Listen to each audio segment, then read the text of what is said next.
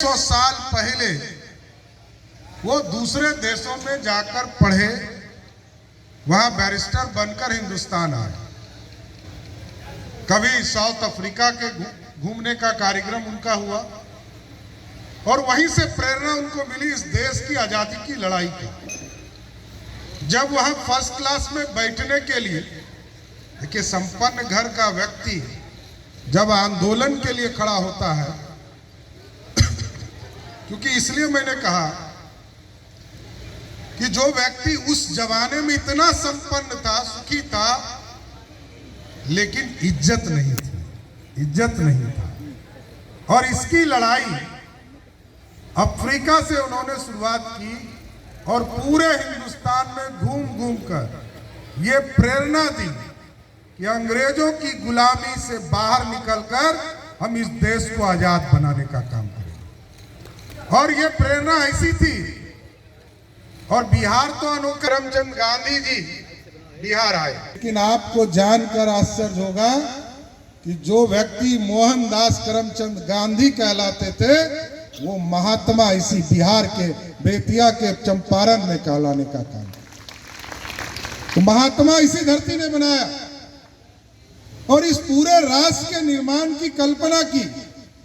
दुनिया में जब जाते थे तो देखते थे, लोग कहता था तीसरे वर्ल्ड का, चौथे वर्ल्ड का व्यक्ति आया है, फोर्थ जनरेशन। जिस तरह आज आप मोबाइल यूज करते हैं तो जनरेशन बदलता है, उस जमाने में महात्मा को देखने के बाद लोग कहते थे ये फोर्थ वर्ल्ड का व्यक्ति आया है, चौथे वर्ल्ड का आदमी आया है। और इस देश की कल्पना करनी थी, श्रेष्ठ भारत बनाना था, अखंड भारत बनाना था। पंडित चाणक्य ने सपना देखा था इस देश को कि एक पूरा अखंड भारत बने। बाद के कालखंड में 567 रियासतों को जोड़ने का काम बापू ने किया, लेकिन दुख के पीड़ा के साथ उनको हिंदुस्तान का बंटवारा भी करना पड़ा।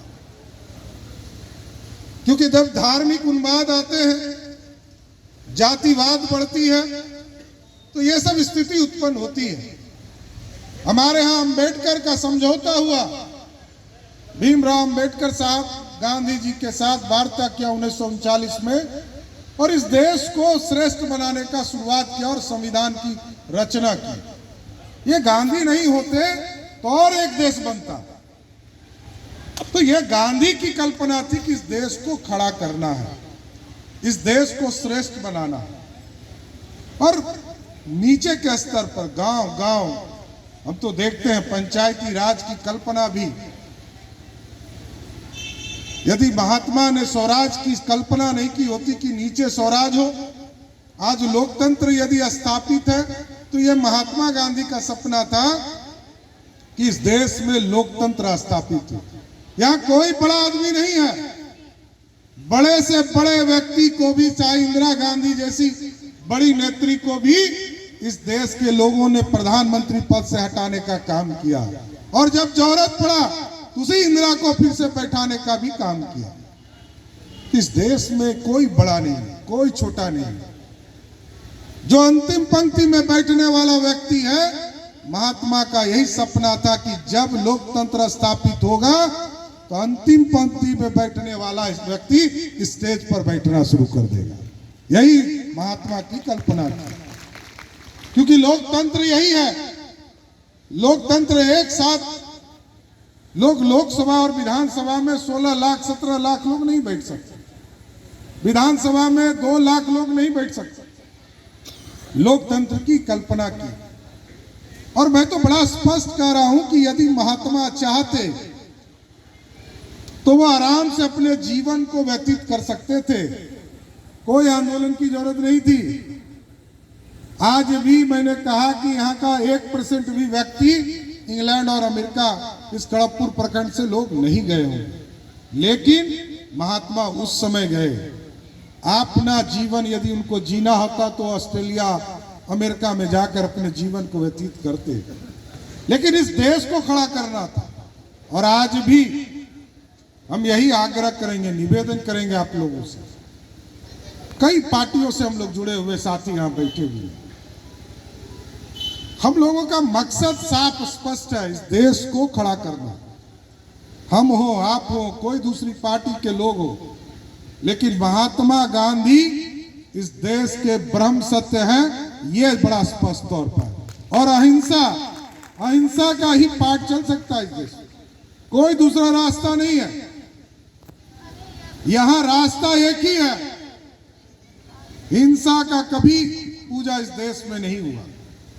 हमारे प्रधानमंत्री भी दुनिया में जब जाते हैं तो वो बड़ा स्पष्ट से कहते हैं कि दुनिया में क्या स्थिति है मैं नहीं जानता, लेकिन मैं उस देश से आया हूं जहां महात्मा की पूजा होती है, वहां गौतम बुद्ध की पूजा होती है, जो पूरे देश को शांति का मैसेज देने का काम करते हैं। हम शांति के लिए खड़े हैं। आज आप लोगों ने देखा अभी यूक्रेन और रसिया का लड़ाई चल रहा था, हमारे ही झंडे को लोग लेकर, जो हमारा ही आज से 75 वर्ष पहले हमारे ही लोग थे, उनको भी अब झंडा हिंदुस्तानी लेकर ही स्केप करना पड़ा। इसलिए अब ताकत हिंदुस्तान को बनाना है। और महात्मा गांधी जी की पूजा, महात्मा गांधी जी के आदर्श को तभी माने जाएंगे जब उनके विचारधारा, क्योंकि व्यक्ति गलत हो सकता है, सम्राट चौधरी गलत हो सकते हैं, अनिल सिंह जी गलत हो सकते हैं, लेकिन कोई विचारधारा खराब नहीं हो सकता। हम विचारधारा के लिए खड़े रहे और ये कोशिश करें कि पीढ़ी यहां बैठी है, हमारी छोटी छोटी बहनें बैठी हैं यहां।